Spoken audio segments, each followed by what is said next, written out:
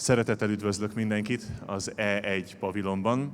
Kérem azokat a zarándokokat, akik az előadás folyamán tolmácskészüléket használnak, hogy a készülék előső oldalán található gombbal aktiválják, kapcsolják be a fordítókészüléket. A megfelelő csatorna beállítását a jobb oldalon, a készülék jobb oldalán tudják megtenni, a hangerő szabályozó pedig a készülék bal oldalán található. Kérünk mindenkit, hogy a fakultáció végén, a pavilon elhagyásakor a tolmácskészüléket vigye vissza oda, ahonnan azt kapta. Köszönjük szépen! Dear guests, pilgrims using interpreter devices during the session are kindly asked to press the button on the front to switch them on. To access desired language, scroll to the appropriate channel on the right side of the device. You can adjust the volume of the left-hand side. Please hand in your interpreter device when you leave the pavilion at the exit of the facultation hall. Thank you.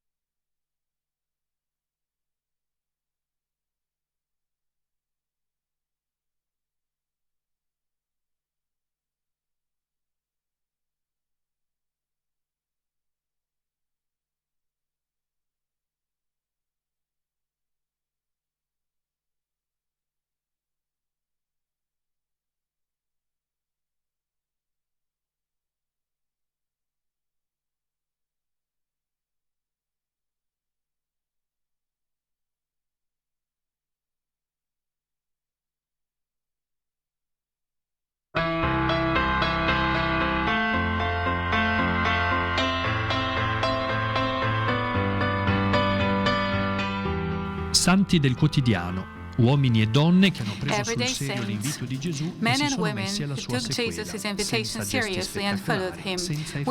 Perché la casa di Dio, diceva George Bernanos, è una casa di uomini e non di superuomini. I cristiani non sono superuomini e neanche i santi lo sono, o meno ancora, poiché sono i più umani degli umani. Uomini e donne che non si distinguono dagli altri per condizione, ruolo sociale, lavoro, ma che nella vita di social role or work, Gesù, but who in their everyday life testify to Jesus, immersed in history and in solidarity with little ones and with the poor, without photogenic halos, without glamour. Yet bright, because as Pope Francis says, holiness is the true light of the Church and its most beautiful face. Santi della porta The next door saints, Giorgio, Luis, Carlo, Antonietta, Maria, Teresio, Vittorio, Pier Giorgio, Ramon, Oscar, Giuseppe. Faces who in Catholic action have found their way to holiness. Men on the front and who dialogue, ready to grasp the signs of the Spirit outside the conventional and institutional enclosures. This is the most beautiful adventure to which we are called, the good fight, the race which does not produce medals, but on the contrary, brings about misunderstandings, mistrust, suffering. A countercurrent choice in keeping with the Gospel Beatitudes, but which brings true joy with it, not without humor, because bad temper, Pope Francis recalls, is not a sign of holiness. A joy which does not result from the cleaning of one's eyes in an alleged ecstasy, but comes with parrhesia, that evangelical frankness of audacity, an intelligent, thought-out and internalized faith, which does not like sentimentalism and superficiality. It is a communal journey that requires constancy in prayer, vigilance and discernment, not a hobby, a temporary occupation, an option. Moralists, Bernanos said, willingly consider holiness as a luxury, but it is a necessity.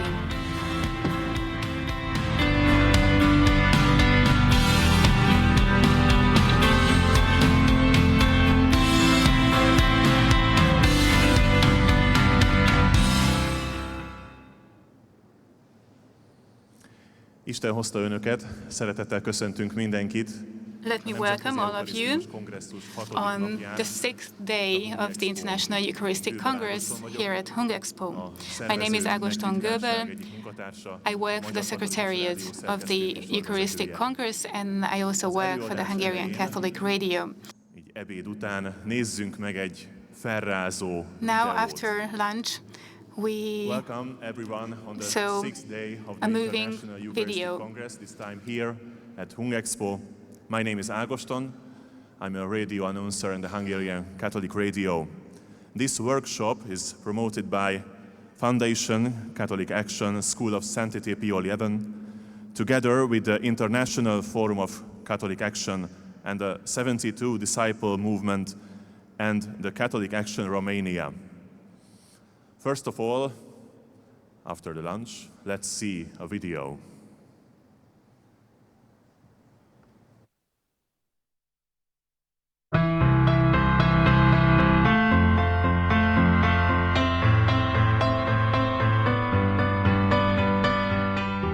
Santi del quotidiano, uomini e donne che hanno preso sul serio l'invito di Gesù e si sono messi alla sua sequela, senza gesti spettacolari, senza effetti speciali.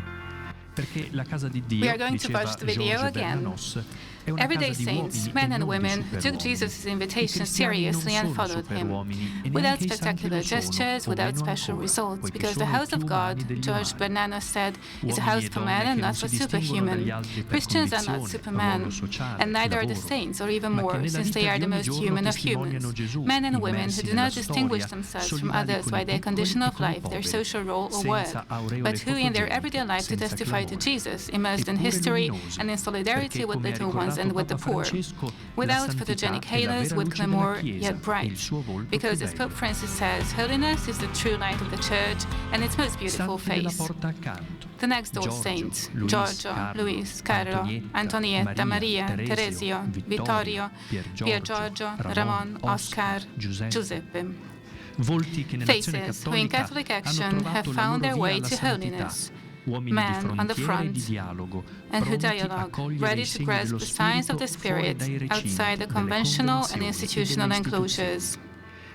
This is the most beautiful adventure, to which we are all called the good fight, the race which does not produce medals, but, on the contrary, brings about misunderstandings, mistrust, suffering. A countercurrent choice in keeping with the Gospel Beatitudes, but which brings true joy with it. Not with humor, because bad temper, Pope Francis recalls, is not a sign of holiness. A joy which does not result from the cleaning of one's eyes in an alleged ecstasy, but comes with Parisian, that evangelical frankness of audacity, an intelligent, thought-out and internalized faith, which does not like sentimentalism and superficiality. It is a communal journey that requires constancy in prayer, vigilance and discernment, not a hobby, a temporary occupation, an option. Moralists, Bernanus said, willingly consider holiness as a luxury, but it is a necessity.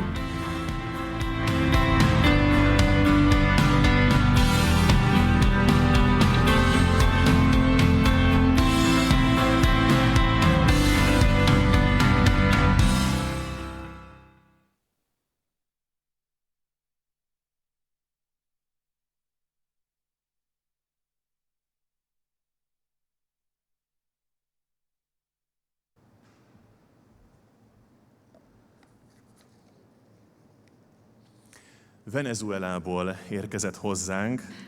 Our guest today has come from Venezuela. Merida érseke. Baltazar Porras, Cardinal Baltazar Porras, who's the Cardinal of Merida. He's the chair of the foundation of Pope Pius XI. His country, Venezuela, is often in the news, even in Hungary, due to the prevailing crisis and street conflicts that are going on. The role of faith has become increasingly important in the country because people have to face challenges. What does faith mean in a country where food shortages, repressed protests are a constant phenomenon? In such situations, faith becomes a firm stance in favor of truth, peace and justice. Cardinal Porras is here not only as a Cardinal of Venezuela, but also as a key figure of the Latin American Catholic Action, because he plays a key role in this organization, and the Catholic Action will also be an important topic in today's presentation. Archbishop of Merida, President of the Foundation Catholic Action School of Sanctity Pio XI. The South American country, where even in peacetime warlike conditions prevail, is plagued by several economic problems. The welfare system of the country is essentially in ruins. Baltazar Porras appears not only as a Cardinal of Venezuela, but also as a defining figure of the Latin American Actio Catholica. The thought word of the Actio Catholica also plays a decisive role in focus of his presentation today. Please welcome Baltazar Porras.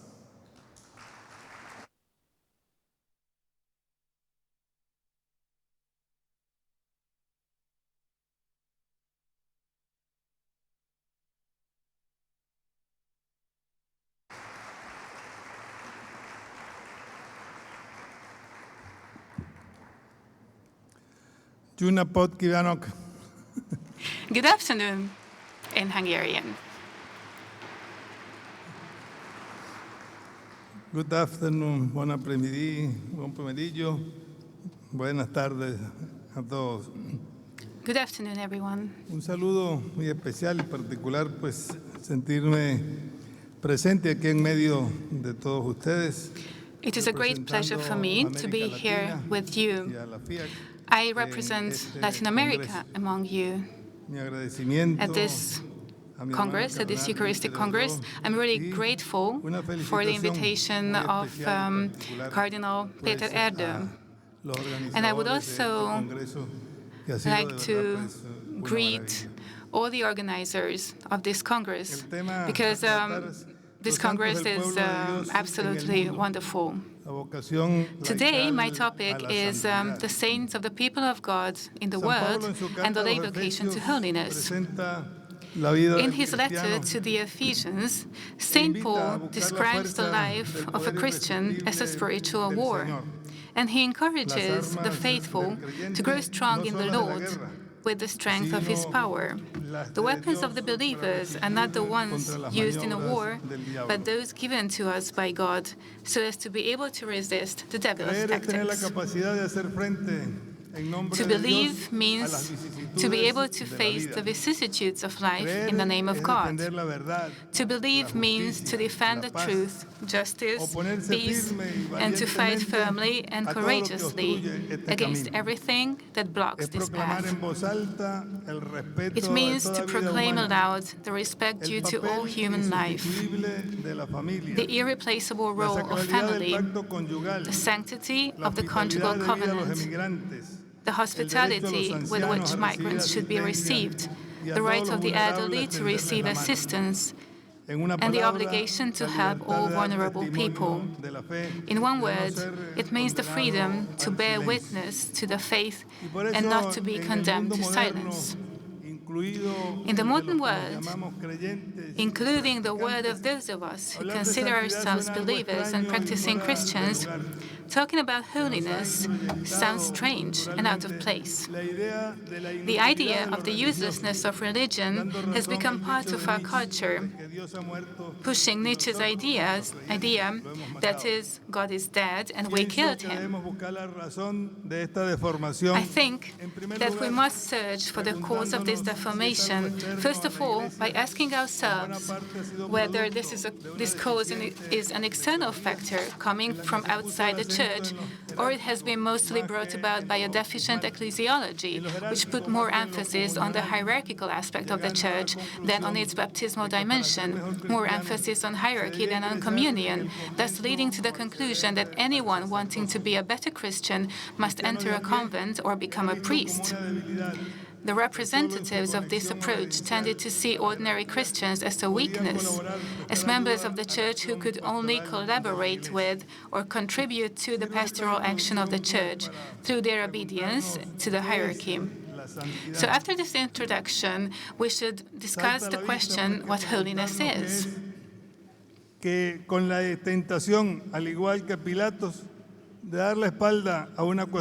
We obviously need to ask ourselves about what holiness consists in. However, the temptation is always there to act like Pilate, that is, to turn our back on an issue that is in some way foreign to and distant from the everyday life of the majority of the people of God.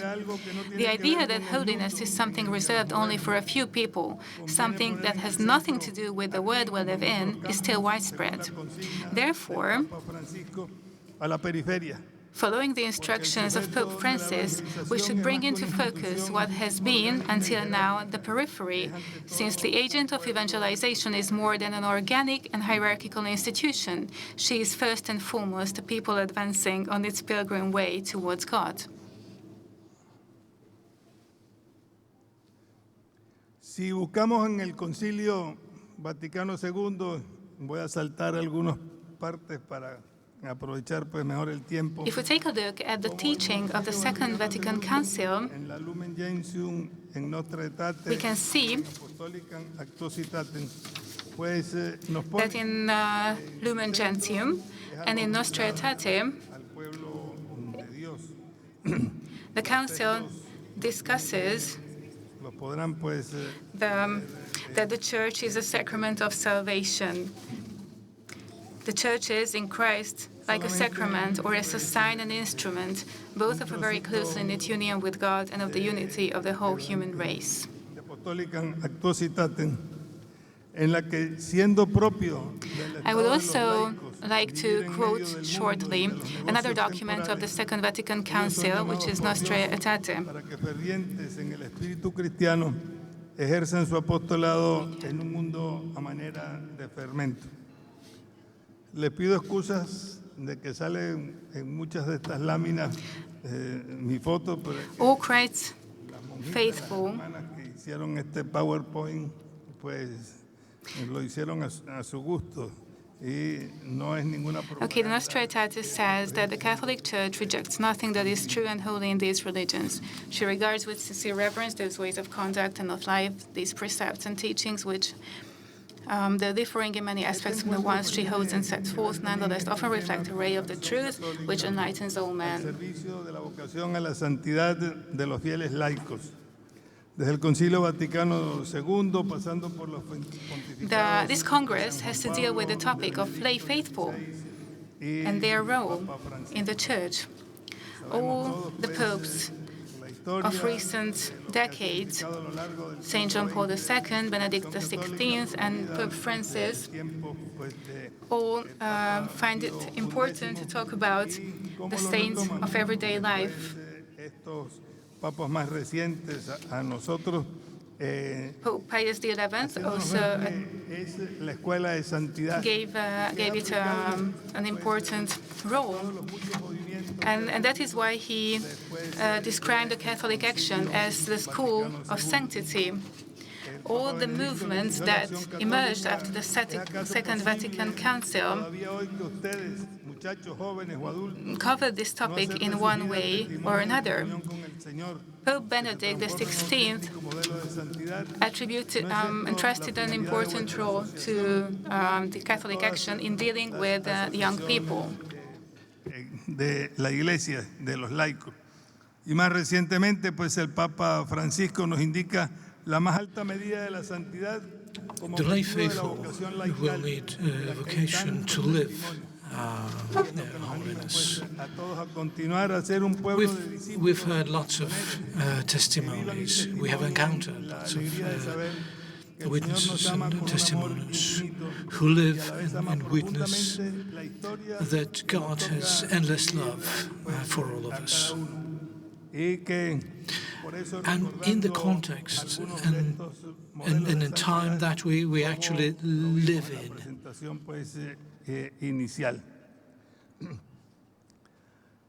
Y nos pide pues el Papa que hay que vivir a la altura de estas We mujeres y need to hombres see que nos han examples of that, and the introductory film was about that. a una santidad I would vivida say. en la vida diaria, donde pueden encontrar la fuerza y el coraje para vivir la fe, permaneciendo allí donde están, haciendo de la acogida y el diálogo el estilo con el cual se hagan próximos los unos a los otros, experimentando la belleza de una responsabilidad compartida.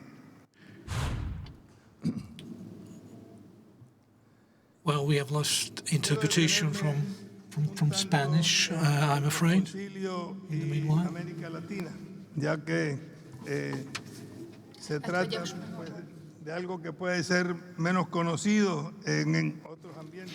Now I'm going to talk about the situation in Latin America, which might be less known to you, maybe here in Europe and in other parts of the world. And because this might show a more cheerful face of the Church.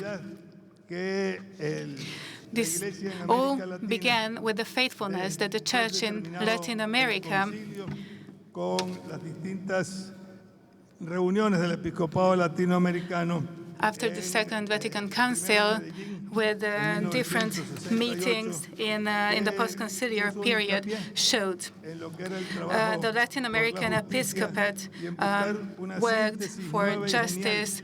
They looked for a synthesis of the modern and the old, the temporal and the eternal, and using their originality typical of Latin America. Afterwards, sorry, we were having troubles with the interpretation, with the technique. 11 años más tarde, In time, things have clarified. In 1991 in Los Angeles, en el que en Puebla de Los Ángeles, en México, pues es uno de los in Puebla de Los Angeles, Mexico, the third de la Iglesia de América Latina y que ha marcado su camino. El papel General misionero Conference took place al under the servicio de guidance la of Pope evangelización John en íntima Paul II, conexión con elected el acervo 24. cultural, According popular, to tradicional accomplish de the raigambre light católico offered by the y la apostolic opción exhortation preferencial por los Evangelii pobres, los Nuntiandi, jóvenes y los constructores de la sociedad pluralista. possibly the key document of the post-cancer thought of Paul VI. El descubrimiento de la llegada del mundo And europeo, later, pues, in 1992, on the occasion of the 5th anniversary of the arrival para que Cristo esté of en medio de la Europeans vida de in nuestro America, pueblo. which Y por eso is convocamos a todos los fieles should a una the nueva fourth general evangelización. conference was held in Santo Domingo in the Dominican Republic, Entre with the aim ellos of a los having jóvenes. Christ in the midst of the Comprometemos a life of our trabajar por una peoples. promoción integral del pueblo latinoamericano y caribeño, teniendo como preocupación que We son los call on the principales faithful to take destinatarios part in a new evangelization, and particularly we call the lay faithful, among them the young people. We commit ourselves to working with the integral promotion of the people of Latin America and the Caribbean with the firm intention of making sure that the main beneficiaries of such actions are the poorest. The fifth General Conference took place in 2007 during the pontificate of Benedict XVI in Aparecida, Brazil. The then Cardinal George Mario Bergoglio played an important role as coordinator of the final document, which a couple of years later served as inspiration for the flagship document written already as Pope Francis, i.e. the Apostolic Exhortation Evangelii Gaudium. Quote, "While we suffer and rejoice, we remain in the love of Christ, viewing our world. We try to discern its paths with the joyful hope of undescribable gratitude of believing in Jesus Christ." The General Conference of Aparecida emphasized the fact that the baptized were disciples and missionaries. We praise God for the men and women in Latin America and the Caribbean who, impelled by their faith, have worked untiringly in defense of the human person, especially the poor and outcast. In their testimony, taken to the point of total commitment, the dignity of the human being shines forth. And it seems that, and it is possible to do both. Con las características muy particulares de esa situación de América Latina, pues se ha reflexionado mucho y se están abriendo causas Now, if we think of the Amazon basin, que están en continuidad con el carisma que nos dejaron Jesús y la rica tradición plurisecular de la Iglesia. Want to make sure that there's continuity in the teachings of the Lord and the Church. We must ask the question, Y lo primero, hablamos mucho de cambio de época, pero what holiness is at the turn of the two eras. Las herramientas conceptuales y prácticas que usamos no están en buena medida. Although we talk about a change from one era to the other, the conceptual and practical tools that we use are mostly not fit for handling such a change. Significant change are going on in the depth of societies in terms of culture, politics, economy, and of course religion. It should be highlighted that religion is a historical product, a social construct. This means that without prejudice to its universality, in each area and period it bears the mark of the given society. This guarantees its continuity as an institution, its role as a point of reference before public authorities, as well as its social integration. Christians fulfill themselves in the environment in which they happen to live. The faith is lived out in the specific reality of life of the people, and from there steps the spirituality that gives meanings to man's existence. It is true that secularization has come to dominate the modern world. We tend to see what is negative, which is certainly real. However, we must be aware of what is positive, to which is a lot, also because it is the today of God. When the umbilical cord ensuring the link with the cord of Christianity, maintained partly by the direct reference made to Christian values, is cut, authentic freedom becomes possible, which allows faith to become a personal choice instead of a mere culturalization. Funnily enough, in the secularized world, we can observe an increase in religiosity. In the postmodern world, religion continues to be a point of reference because it provides answers to permanent concerns, which are also present in urban and global societies. Religion is often appreciated because of the way it answers to the needs of everyday life. That is where we find the challenge of making the most of the situation in order to become ever more genuine followers of Jesus. Here we have a task that is not fulfilled only in our own individual subjective life, but also in the community's experience, in a common experience where the plurality of answers leads to serious personal discernment, where we do not form separate islands, but an archipelago, which in appropriate answers given to the real needs inherent in everyday life. We must ask ourselves, is there holiness in the 21st century? When more than 50 years ago, Karl Rahner said to the Christians of the 21st century will either be mystic or cease to be Christians. He, as a visionary and a prophet, identified what would make Christianity meaningful and powerful in this new global scenario. Being a witness, a disciple, a missionary implies the need of dedicating considerable attention, time and effort to prayer.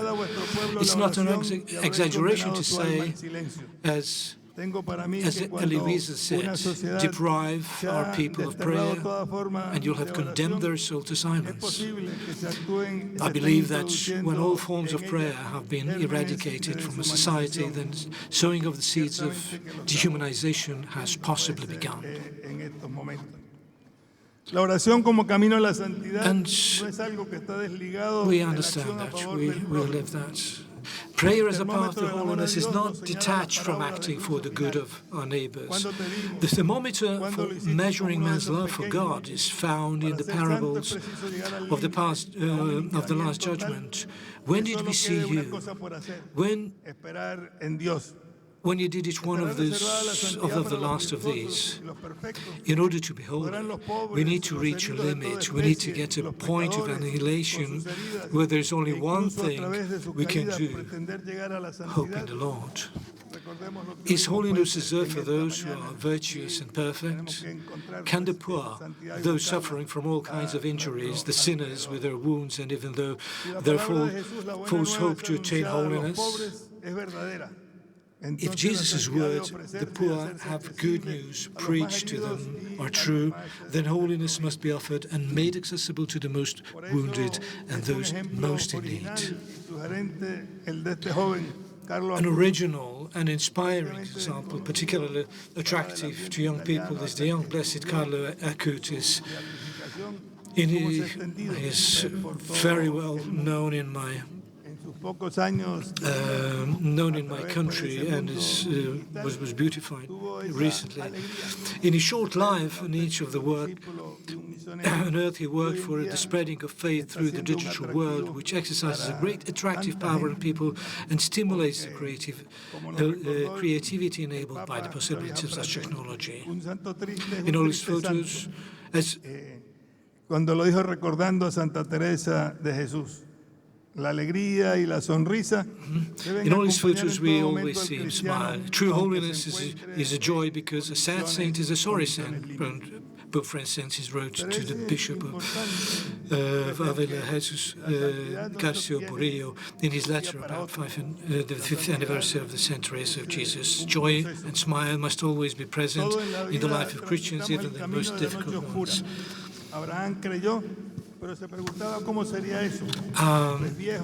In this life, we all tread the path of the dark night. Abraham had faith, yet he didn't understand how God's promises could be fulfilled, because having descendants and receiving God's blessing seemed impossible at his age. With no children of his own, Job became a laughingstock to his friends. Confronted with his enemy, despite being faithful, his bitterness and anxiety became prayer against our hope. This is the everyday experience of those of us who live in a hostile world where being believers is becoming dangerous. It is said with good news that in the 20th century and in that part of the third millennium that we have known, there have been more martyrs than in the first centuries of the Church. Only prayer gives the strength needed to overcome the trials and tribulations. Watch and pray that you may not enter into temptation. The mind is indeed willing, but the flesh is weak. The flesh is weak. We feel the limitations of all flesh. We feel our misery. Our wounded flesh is the door through which God can enter and manifest himself.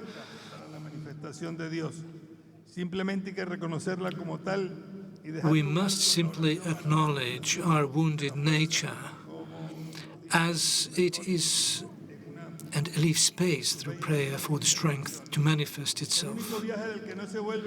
However, the only journey from which man does not come back with empty hands is his interior journey.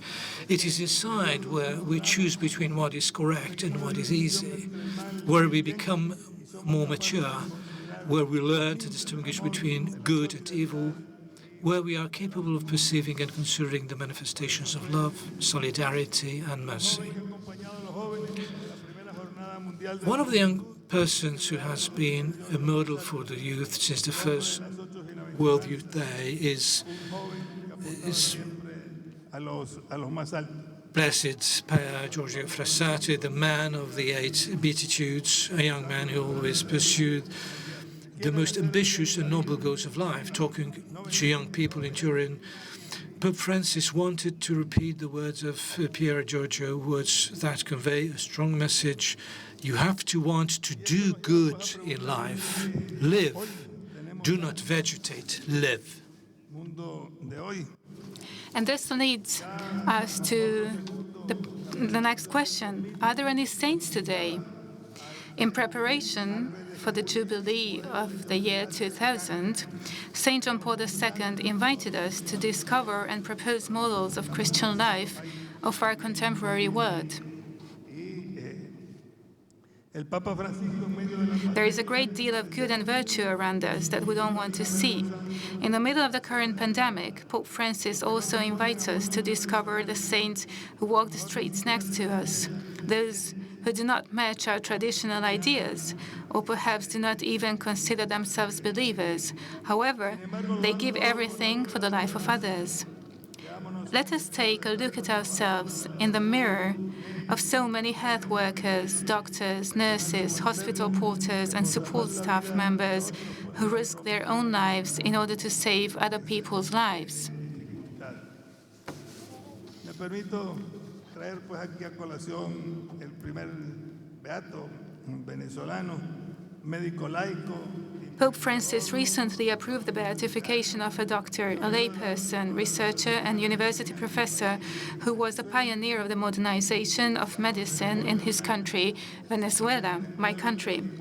His name is José Gregorio Hernández, and he is becoming a model and witness in the midst of the COVID-19 pandemic.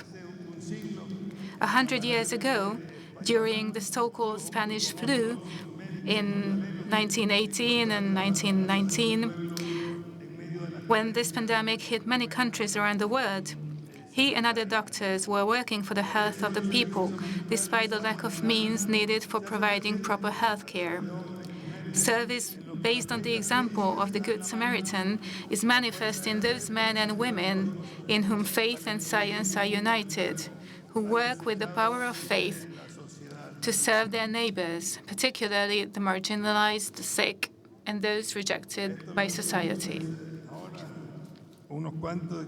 But we have other similar role models as well, such as Saint Giuseppe Moscati, the physician of Naples. You can see the photos on the screen. He's also well known in Hungary. There must be examples in Hungary as well, but on the screen you can see a couple of examples: Saint Giuseppe Moscati, Saint Gianna Beretta Molla. And we can turn to these saints for their intercession when we are having health problems, which is a very typical problem nowadays. They were all men of God and women of God who can help us from heaven. But it's also important that we not forget about the large number of missionaries, priests, and the lay faithful who assist the poorest people in the most remote countries of the world with dedication, tenderness, and competence. They represent sensitivity in a world that is indifferent. They work for promoting the quality of life of their neighbors. They work for the refugees. They are witnesses to holiness today. They put into practice the works of mercy in a world that is indifferent to and turns its back on the thousands of people who suffer. They are the witnesses to holiness today, role models that help us achieve the reintegration of the people excluded from society when the pandemic is over. I'm also the chair of the Pius XI School of Sanctity of the Catholic Action Foundation, which has its seat in the Vatican. The organization has the objective of making known all those persons, witnesses, who live their vocation as lay faithful, religious, priests, or pastors, to the full thanks fully to the Catholic Action. They are witnesses of holiness recognized by the Church or saints next door. All of them are our fellows, treading the same path of everyday life towards holiness as we do. I think mainly of the situation in Latin America, but I suppose that Africa and Asia can be similar. There are many villages and hamlets where people keep the Catholic faith alive and bear witness to it without the constant presence of priests and religious. They do so thanks to oral tradition and by living the most genuine Christian vocation. In many cases, these people have no deep knowledge of the content of their faith, but they are moved by the force of their conviction and faith. This is how the faith had been preserved through centuries in the Far East, in remote places of the Amazon basin, and in the plains of Venezuela in the 19th century. The vast majority of catechists all around the world have been men and women who had no academic formation but had the sensus fidei, the sense of faith, which they transmitted with joy and hope, with a deep love for Jesus, Our Lady, the saints, the Pope, and the Church. That is the source of the eternal value of popular tradition. And now we're going to talk a bit about Pope Francis and the question of holiness, because this topic is very close to the Pope's heart. The call to holiness has and needs new languages and new faces. The mystics are the best role models of the past. In periods marked by difficult circumstances, they were signs of joy in the midst of contradictions, an example of constancy and fortitude in the face of adversities. That is how they transmitted to us, through their testimony and their writings, the importance of tradition. Today, Pope Francis reminds us that the mission of Christians is not to do proselytism, but to share the fire that fills the souls with warmth. The mission of the Church has a fundamental objective, that everyone we meet can feel infinitely loved by God, beyond their limitations, and that they can also regain their dignity and the call to fraternal communion. These were words of Pope Francis. The apostolic exhortation Evangelii Gaudium by Pope Francis describes the path of holiness proper to all the baptized people. The entire people of God has the task of spreading the gospel. It is essential to emphasize this, since we must become aware of the fact that the radicalism of the call does not mean that we participate in an activity entrusted to us by others. This is not about the hierarchy, but about the conviction that the salvation which God offers us is the work of His mercy. We are all missionary disciples. We must regain the evangelizing power of popular piety. We all build on what we received from our parents. We often think that we grow in Christian life when we adhere to certain schools of spirituality that replace the simple piety that we learned at home or that we find in the beautiful traditions of the different peoples. The incarnation also of the faith happens through the assumption of what is weak and apparently banal. Each people is the creator of their own culture and the protagonist of their own history. Being human means being at the same time son and father of the culture to which one belongs. Each portion of the people of God, by translating the gift of God into its own life and in accordance with its own genius, bears witness to the faith it has received and enriches it with new and eloquent expressions. One can say that a people continuously evangelizes itself.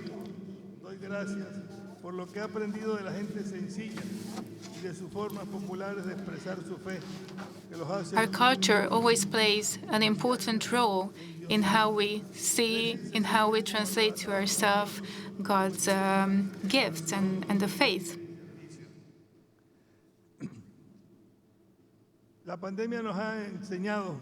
So as we have just said, we can say that the people continuously evangelizes itself. Another idea that we can mention is that evangelization is a task carried out from person to person. The pandemic has opened up huge digital opportunities. They are good and necessary, yet they do not replace but only complete and help the missionary work, which includes being covered with the dust of the road and facing with compassion the reality, which is often painful due to poverty. And this requires us not to observe the needs from a podium, but to face them from the field of everyday life.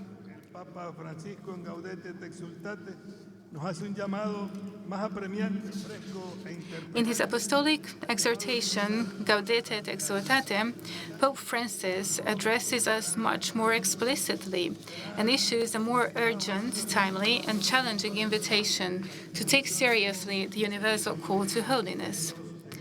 This is what we will see today as well. The Pope asks us to integrate this call into the context of today's word. He opens the horizon to the saints next door. Nor need we think only of those already beatified or canonized. The Holy Spirit bestows holiness in abundance among God's holy and faithful people, for it has pleased God to make men and women holy and to save them, not as individuals without any bond between them, but rather as a people who might acknowledge Him in truth and serve Him in holiness. In salvation history, the Lord saved one people. We are never completely ourselves unless we belong to a people. This is a gentle prompting, so that we all assume the task of being light and salt, saints proclaiming the sure hope of transcendence and solidarity, and that we do so not merely as individuals, but as members of a specific community. It is small gestures that multiply the sanctifying activity. And this requires watching out for temptations and deviations, due to which we must constantly strive to judge things as the Master would judge them. I think that we must pay attention to some characteristics which are simple but challenging, very human, and therefore they are very similar to Jesus' features. We need endurance, perseverance, patience, meekness, joy and sense of humor, courage and zeal, community, and constant prayer. This holiness is accessible to all without distinction, and this holiness consists in each person focusing transparently and constantly on being sowers of good, imbued with the spirit of reconciliation and the attitude of the Good Samaritan. This can be attained by a constant struggle, watchfulness, and discernment.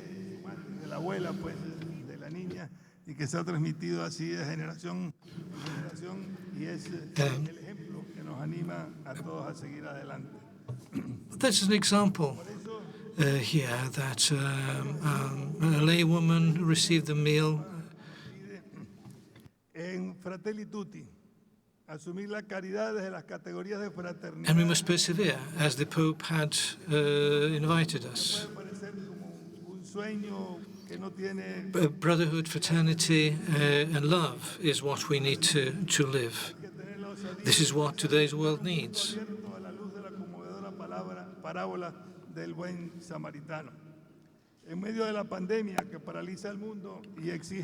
We need to live in a world which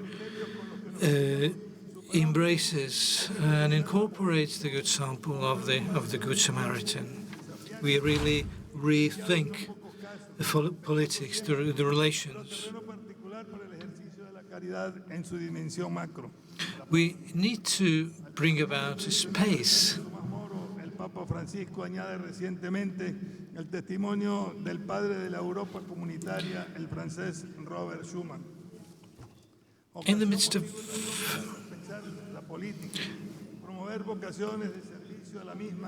now, talking about the good samples, Pope Francis had added the traditional macro dimension in the space of politics. He added to the traditional testimony of St. Thomas More to the testimony of Robert Schuman, the French father of the European community. And this offers a reason and occasion for reconsidering politics and promote vocational services in the field of politics in new communities that are sensitive to its capacity to humanize the world and to a new culture of dialogue and social friendship, which creates a way of reunion based on truth, freedom, justice, solidarity, and forgiveness, which are elements of authentic and lasting peace. This is a task that the religions of the world must contribute. We must add to this public dimension of those who build a society, entrepreneurs, workers, the immense world of work and workers. This field also offers us role models, men and women, such as the Italian entrepreneur Marcello Candia or the Argentinian entrepreneur Enrique Shaw. Both of them are in the process of beatification because in a true spirit of dialogue we grow in our ability to grasp the significance of what others say and go, even if we cannot accept it as our own conviction. In this way, it becomes possible to be frank and open about our beliefs while continuing to discuss, to seek points of contact, and above all, to work and struggle together. All that has been said, however, can become a theory that has no influence on people's lives and does not produce need of radical change in us. Resistant to change and anthropological reality, convergence is indispensable. In order to enter a sacred space, we have to take all of our shoes, leaving everything, like Moses when he met Yahweh. According to Pope Francis, the Church must follow the path of synodality, which means that we have to work shoulder to shoulder in communion and with active participation. The Church is a communion rooted in the mystery of the communion of the Blessed Trinity. God the Father, His Son Jesus Christ, and the Holy Spirit, our God is not a sad solitude, but a blessed communion.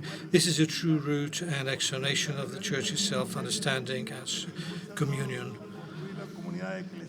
The synodal style expressed by the mission of the Church is today's word, and it ensures novelty required by the Holy Spirit in our times. It manifests how the ecclesiology of the people of God and the communion described by the Second Vatican Council are put into practice. Synodality makes the dynamic of grace operational. It starts from the equal dignity of all the baptized peoples. They receive diverse charism and ministries through which grace promotes the building of an ecclesial community of the service of the missionary activity. Synodality enables the lay faithful to discover their responsibility for building the church and a more humane world. It is not aimed at replacing priestly ministry with a view of solving the problem of the decreasing number of vocations to priesthood experienced all over the world. We are facing a clearly ecclesiological problem, but we must approach it from the perspective of fundamental theology that views the task of evangelization as an activity serving the universal salvation in a pluralistic world. This requires the communion and the responsibility of all baptized faithful. A change of paradigm is needed since we live in a society in which the social relevance of the church has become blurred. This comes from the Church's call to convention and the necessity of responding to the urgent needs of today's world. The believer is not the person who is the first to obey certain commandments or to confess certain truth. A believer is a person who listens to God's voice resounding in their souls, who gradually recognizes it and becomes aware of this personal search going on in their soul, and eventually becomes able to give the reason for God's presence and the hope thus discovered. The true path to holiness is the one that leads us to a personal relation with God, to which we open up, in which we must take root and then grow in order to become strong and resistant to the threats throughout our life.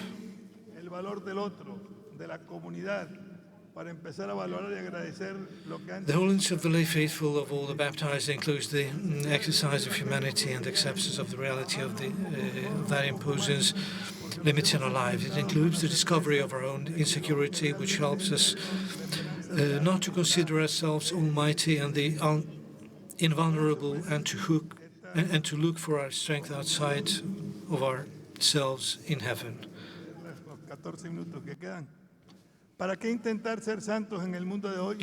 The solitude brought about by the pandemic leads us to resist isolation, and we also experience interdependence, the need to work for the common good, the richness of the diversity of function, the need to look after others, the existence of people in reality, precarious situations needing for help. Facing the finitude and fragility of life makes us perceive the value of others, the value of the community. In order to start appreciating and being grateful to what we used to take for granted, we must discover the love of each day and love each other a bit more or better, because we have experienced that what is the truly eternal, the true hope is in God. By way of conclusion, why should we endeavor to be sent in today's world? Does it make sense, or is it some useless exercise? Christian spirituality is very rich, yet instead of science, it is a rather interior experience, mysticism of eyes wide open to the world and to the world surrounding us. We must overcome the dualism between the history of faith and our own personal history, between the word of faith and to the world of reason, between the profession of faith and the professional experience. I invite you to seek the path of holiness, following the path and the personal testimony of Pope Francis.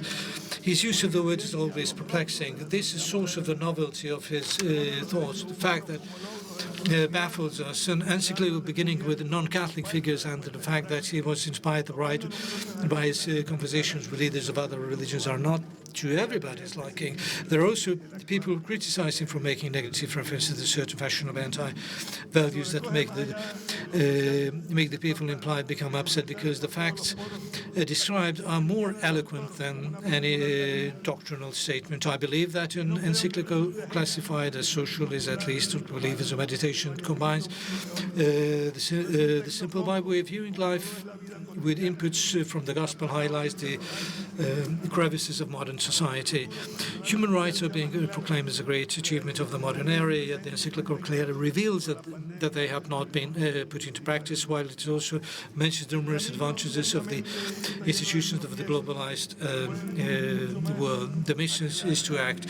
The pedagogy of faith and the spirituality growth of the baptized have a beautiful path in harmony with what we have already seen. What I find fascinating in Fratelli Tutti beyond the social aspect is the constant presence of authors' Christian conviction combined with such an open attitude that I think is not unfamiliar to the pluralistic global way of thinking, the correct characteristics of today's diverse world. It is not easy reading, since everyday life itself is not a comfortable journey either, because it's full questions of points to consider, so that the future of each person and the entire world be clear, which is needed due to the present uncertainty shown to the COVID pandemic. The path is full of mistakes, which is inspire us more to be creative and joyful than inactive or desperate. Christian conviction is a fertile soil for sowing fraternity, friendship, and holiness with generosity in this world, which is eager for love of God for our neighbors.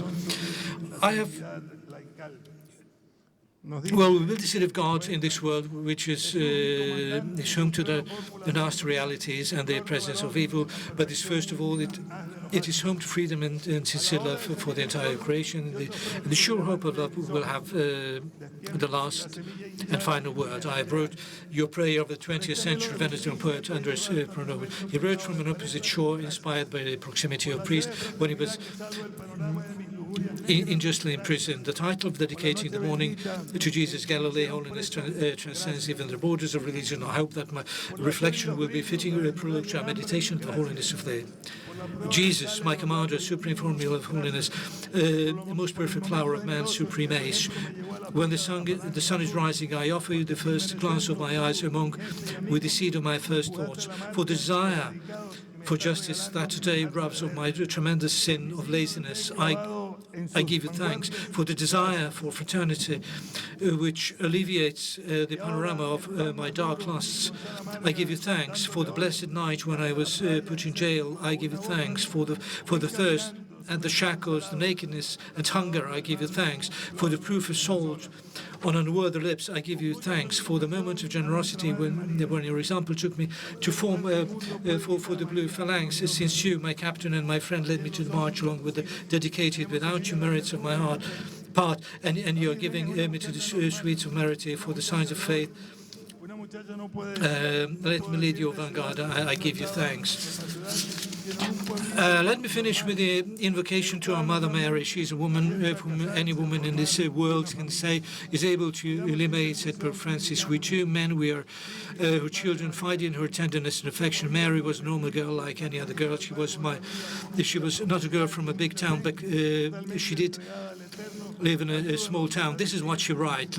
Let us ask her intercede for us, and let us turn to her with these words. Mary, Virgin and Mother, you who moved by the Holy Spirit, welcome the word of life in the depth of our humble faith. As you gave yourself completely to the Eternal One, help us to say our own yes to the urgent call, as pressing as ever, to proclaim the good news of Jesus. Obtain for us new ardor born to resurrection, so that we may bring to all the gospel of life which triumphs over death.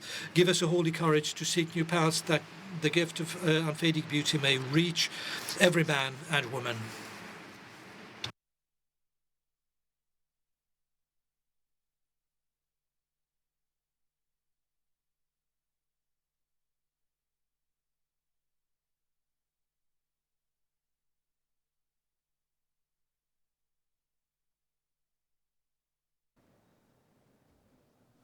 Thank you so much.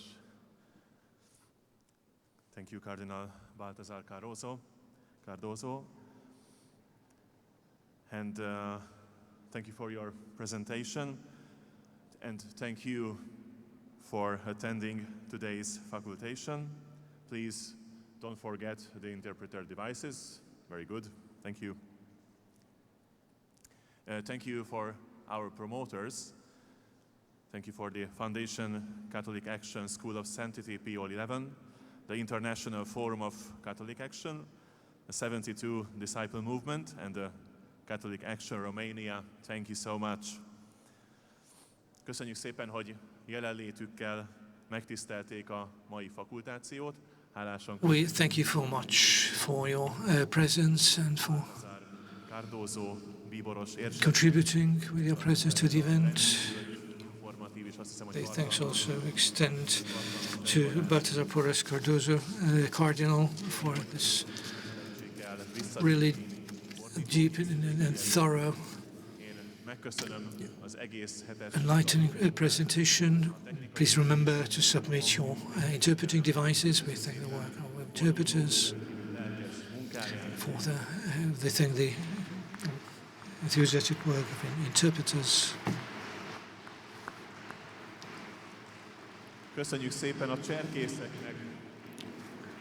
We also thank the contribution of and activities of the Boy Scouts throughout the week.